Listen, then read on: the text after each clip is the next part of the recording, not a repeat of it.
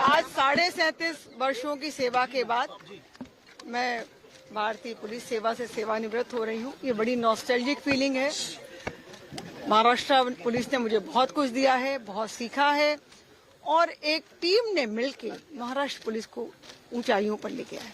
मुझे बहुत संतोष है और मैं महाराष्ट्र पुलिस के सभी अधिकारी और कर्मचारियों की उत्तम जीवन और उत्तम स्वास्थ्य की कामना करता हूं। धन्यवाद। मॅडम, राज्याच्या पहिल्या पोलीस महासंचालक म्हणून वय लागली की 37 वर्षानंतर निवृत्त होत आहे, काय सांगाल एकंदरीत? ते